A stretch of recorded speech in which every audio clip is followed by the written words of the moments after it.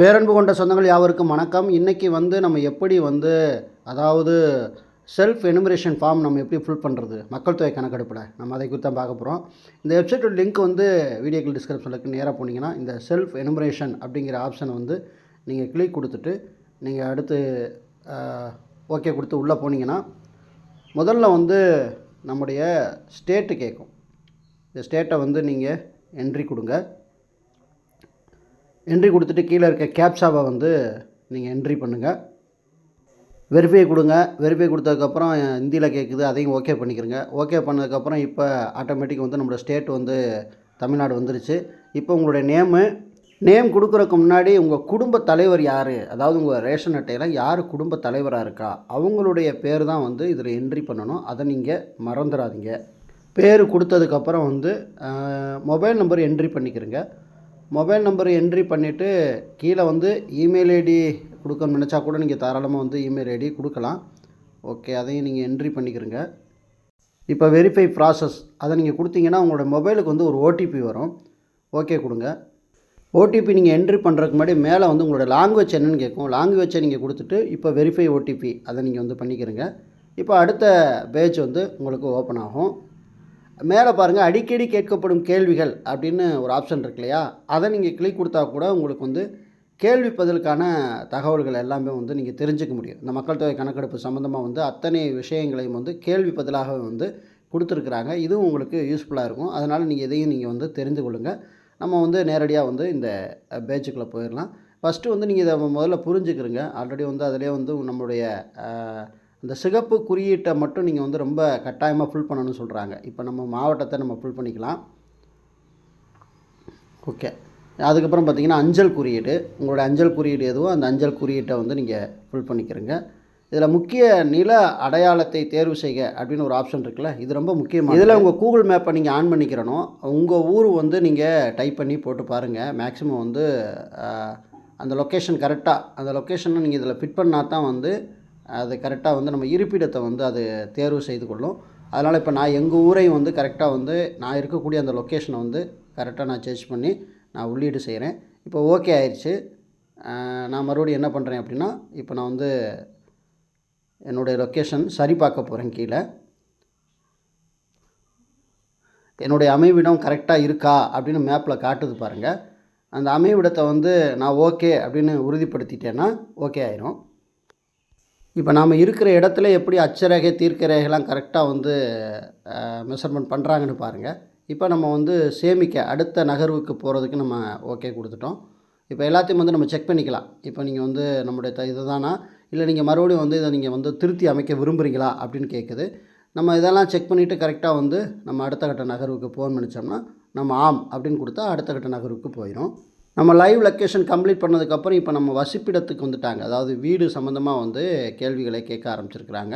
இதில் ரொம்ப முக்கியமாக நீங்கள் படிச்சுட்டு ஒவ்வொன்றையும் நீங்கள் ஃபுல் பண்ண வேண்டியது அவசியமாக இருக்குது. இப்போ சென்சஸ் வீட்டு தரையின் பிரதான கட்டுமான பொருள், உங்கள் வீட்டை நீங்கள் எதை கொண்டு கட்டியிருக்கிறீங்க, மண், மரம், மூங்கில், அதே மாதிரி சுட்ட செங்கல், கல், சிமெண்ட்டு, அதே மாதிரி மொசைக்கு தரை, ஓடுகள், இல்லை இதை தவிர மற்றவை அப்படின்னு நீங்கள் எதை சூஸ் பண்ண வருவீங்களோ அதை கரெக்டாக இந்த சென்செக்ஸை நம்ம எடுக்கும்போது கரெக்டாக நம்ம கவனமாக நம்ம ஃபுல் பண்ண வேண்டிய அவசியமாக இருக்குது. ஓகே, இப்போ ரெண்டாவது கேள்வி என்ன கேட்குறாங்க அப்படின்னா, சென்சஸ் வீட்டு சுவரின் பிரதான கட்டுமான பொருள், நீங்கள் உங்கள் சுவரை எதை வச்சு கட்டியிருக்கிறீங்க அப்படின்னு கேட்குறாங்க. ஸோ அதை நீங்கள் எதை வச்சு உங்கள் சுவர் கட்டியிருக்கிறீங்களோ அதை மறக்காமல் நீங்கள் டிக் பண்ணிக்கிறங்க. இப்போ கூரை கேட்குறாங்க. மேலே சென்சஸ் வீட்டின் கூரையின் பிரதான பொருள், நீங்கள் மேலே எதை வச்சு கட்டியிருக்கீங்கன்னு கேட்குறாங்க. அதை நீங்கள் கரெக்டாக நீங்கள் காங்கிரீட் வீடா, இல்லை கற்பலகையா, இல்லை எல்லா டீட்டெயில் கொடுத்துருக்காங்க பாருங்கள். நீங்கள் அதை நீங்கள் கிளிக் கொடுத்துக்கிறங்க. அதை ஓகே பண்ணிவிட்டு அதுக்கப்புறம் கீழே பார்த்தீங்கன்னா வீட்டின் நிலைமை தற்போது எப்படி இருக்குது, இல்லை சிதிலம் அடைஞ்சிருக்கா, நல்ல நிலைமையில் இருக்கா, அதை பற்றி டீட்டெயில் கேட்குறாங்க. உங்கள் வீடு எப்படி இருக்குன்னு பார்த்துட்டு நீங்கள் டீட்டெயில் கொடுங்க. அதுக்கப்புறம் கீழே பாருங்கள் சேமிக்க அடுத்து அப்படின்னு இருக்குது. அடுத்த கட்ட நகர்வுக்கு நம்ம போயிடலாம். இப்போ குடும்பத்துடன் தொடர்புடைய கேள்விகளை கேட்குறாங்க. உங்கள் குடும்பத்தில் எத்தனை நபர் வசிக்கிறாங்க அப்படிங்கிறத கேட்குறாங்க. எத்தனை நபர் வசிக்கிறாங்களோ அதுக்கு தகுந்த கொடுத்துங்க. இப்போ குடும்ப தலைவருடைய பேர் உங்களுடைய மொழியிலே கேட்குறாங்க. அதாவது தமிழ் மொழியிலே நம்ம லாங்குவேஜில். இப்போ ஒருவேளை நமக்கு இங்கே வசிக்கலாம், தமிழ்நாட்டில் வசிக்கலாம், ஆனால் நம்முடைய தாய்மொழி கன்னடமாக இருக்கலாம். ஸோ அந்த மாதிரி வந்து இருக்கும்போது நம்ம உங்களோட தாய்மொழி எது அப்படிங்கிறத கேட்குறாங்க. இப்போ நம்ம தமிழில் கொடுத்துருக்குறோம். குடும்ப தலைவரின் பாலினம் அடுத்து கேட்குறாங்க. ஓகே, நீங்கள் அதை ஃபுல் பண்ணிக்கிறங்க. நெக்ஸ்ட்டு வந்து எஸ்சி எஸ்டி பட்டியல் பார்க்க இங்கே சொடுக்கவும். எஸ்சி எஸ்டி பட்டியல் இருந்தால் நீங்கள் அதை பார்த்து தெரிஞ்சுக்கலாம் அப்படின்னு சொல்கிறாங்க. அடுத்த கட்டமாக பார்த்தீங்கன்னா வீட்டின் உரிமை நிலை. அடுத்த கட்டம் இந்த வீட்டின் உரிமை நிலையில் வந்து சொந்த வீடா இல்லை வாடகை வீட்டில் இருக்கீங்களா, டீட்டெயில் எல்லாம் கேட்டிருக்காங்க பாருங்கள். இல்லை மற்றவை. ஸோ நீங்கள் எதை சூஸ் பண்ணுறீங்களோ நீங்கள் அதை சூஸ் பண்ணிக்கிறீங்க. இதில் உண்மையாக தான் நம்ம வந்து கொடுக்கணும். அதுதான் ரொம்ப முக்கியமான விஷயம். நீங்கள் வசிக்கும் அறைகளின் எண்ணிக்கை எத்தனை அப்படின்னு கேட்டிருக்காங்க. ஸோ அதையும் வந்து நீங்கள் ஃபுல் பண்ணிக்கிறங்க. எத்தனை அறை உங்கள் வீட்டில் இருக்குது அப்படின்னு பார்த்து நீங்கள் அதையும் வந்து கணக்கில் கொடுத்துக்கிறங்க.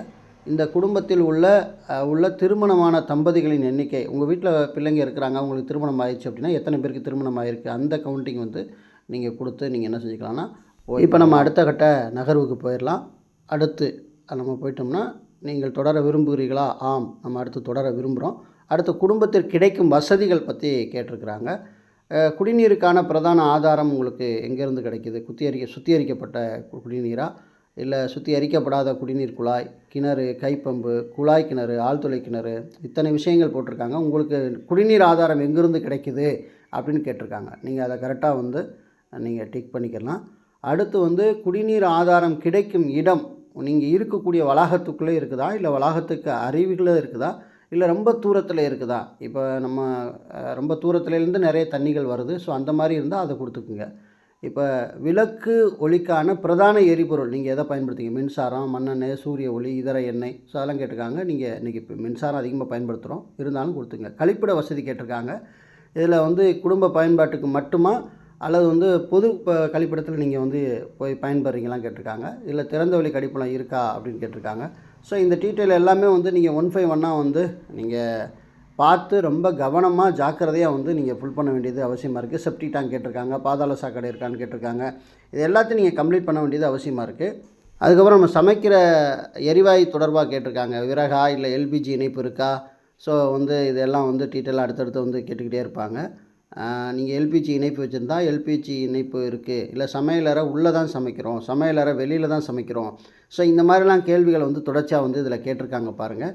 நீங்கள் வந்து எது உண்மையாக இருக்கோ அதை மட்டும் நீங்கள் வந்து நீங்கள் ஓகே கொடுத்தீங்கன்னா பரவாயில்ல. நீங்கள் பயன்படுத்தக்கூடிய எரிபொருள் என்ன அப்படின்னு கேட்டிருக்காங்க. விறகு, வைக்கோல், ஸோ இந்த மாதிரிலாம் கேட்டிருக்காங்க. ஸோ நீங்கள் எதை பயன்படுத்துகிறீங்களோ அதை நீங்கள் கிளிக் கொடுத்துக்கிறீங்க. இப்போ இதை ஓகே கொடுத்தா அடுத்த நெக்ஸ்ட்டு பேஜு போகலாம். இதில் பார்த்திங்கன்னா குடும்பத்தில் உள்ள சொத்துக்கள் தொடர்பாக கேட்டிருக்கிறாங்க. இதில் வந்து நல்லா படிச்சுக்கிட்டு நீங்கள் வந்து இதை கிளிக் பண்ணுங்கள். வீட்டில் கைபேசி வச்சுருக்கீங்களா அப்படின்னு ஃபஸ்ட்டே கேட்டிருக்காங்க. வானொலி, டிரான்சிஸ்டர், இதில் ஆம் இல்லை அதுக்கு மட்டும் நீங்கள் தகவல் கொடுத்தா போதும். தொலைக்காட்சி பெட்டி இருக்கா அப்படின்னு கேட்டிருக்காங்க. ஆமாம், இதில் எந்த மாதிரி தொலைக்காட்சி பெட்டி நீங்கள் எது மாதிரி நெட்வொர்க் யூஸ் பண்ணிங்க, கேபிளா எல்லாம் கேட்டிருக்காங்க. நீங்கள் கொடுத்துக்கலாம். இணையதள வசதி இருக்குதா அப்படின்னு கேட்டிருக்காங்க. இல்லை நம்ம வந்து கைபேசி மூலம் தான் பயன்படுத்துகிறோம், அதை நான் கொடுத்துருக்கேன். மடிக்கணினி உங்கள் வீட்டில் இருக்கா அப்படின்னு கேட்டிருக்காங்க. ஆம்னா ஆம், இல்லைன்னா இல்லை, அதை நீங்கள் கொடுத்துக்கலாம்.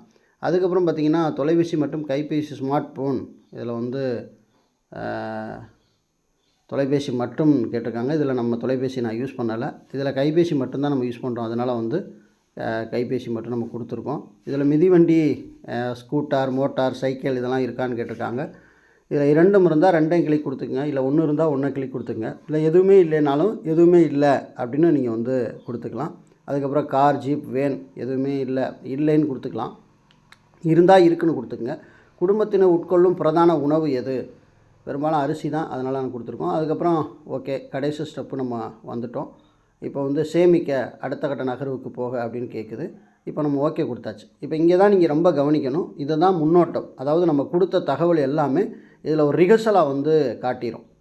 நம்ம என்னென்ன நம்ம வந்து இப்போ இங்கே வந்து ஃபுல்லாக பண்ணியிருக்கோம் அப்படிங்கிறத கரெக்டாக வந்து இதில் காட்டிடும். நீங்கள் இதை ஒரு தடவை வந்து நீங்கள் ஃபுல்லாக வந்து செக் பண்ணிக்கிட்டு ஓகே இதெல்லாம் ஓகே தான் அப்படின்னு நீங்கள் முடிவு பண்ணிங்கன்னா நீங்கள் என்ன பண்ணலாம் அப்படின்னா, அடுத்த கட்ட நகர்வுக்கு நீங்கள் போய் நீங்கள் இந்த எனுமரேஷன் ஃபார்மை வந்து நீங்கள் ஃபுல் பண்ணிக்கலாம். இது ஒட்டுமொத்தமாக வந்து உங்கள் குடும்பத்திற்கான கணக்கெடுப்பு வேலை முடிஞ்சிருச்சு அப்படின்னு தான் அர்த்தம். நீங்கள் இதை கரெக்டாக வந்து ஒரு தடவை நீங்கள் நல்லா ரீட் பண்ணிக்கிறங்க. படிச்சுட்டு ஓகே நீங்கள் கொடுத்த தகவல் சரியாக இருக்குது அப்படின்னு சொன்னால் நீங்கள் என்ன பண்ணிக்கலாம் அப்படின்னா ஓகே கொடுத்துக்கலாம். ஓகே, ஐயையோ தப்பாக கொடுத்துட்டனே அப்படின்னு நீங்கள் கவலைப்பட தேவையில்லை. அப்படி தவறாக நீங்கள் வந்து ஃபைல் பண்ணியிருந்தீங்கன்னா திருத்துவதற்கான ஆப்ஷன் இருக்குது பாருங்கள், அந்த 3வது நீங்கள் அதை கிளிக் கொடுத்தீங்கன்னா நீங்கள் ஃபஸ்ட்லேருந்து வந்து நீங்கள் மறுபடியும் அது எல்லாத்தையும் எடிட் பண்ணிவிட்டு நீங்கள் திரும்ப வந்து என்ன பண்ணலாம், உறுதிப்படுத்தலாம். இதை நீங்கள் உறுதிப்படுத்தி சமர்ப்பிக்கவும் அது ஆப்ஷனை கொடுத்துட்டீங்க அப்படின்னா உங்களுடைய மக்கள் தொகை கணக்கெடுப்பில் நீங்கள் பங்கேற்றீங்க அப்படின்னு அர்த்தம். ஆன்லைன் வழியாக வந்து நீங்கள் உங்களுடைய கணக்கெடுப்பை நீங்கள் வந்து அரசுக்கு செலுத்திட்டீங்க. இந்த தகவல் உங்களுக்கு யூஸ்ஃபுல்லாக இருந்திருக்கும்னு நினைக்கிறேன். மற்ற உறவுகளுக்கும் இந்த தகவல் போய் சேரணும்னு நினச்சிங்கன்னா இந்த வீடியோவை கடத்துங்க. மீண்டும் நல்ல தகவலோடு உங்களை வேறோடையும் சந்திக்கிறேன். நன்றி, வணக்கம்.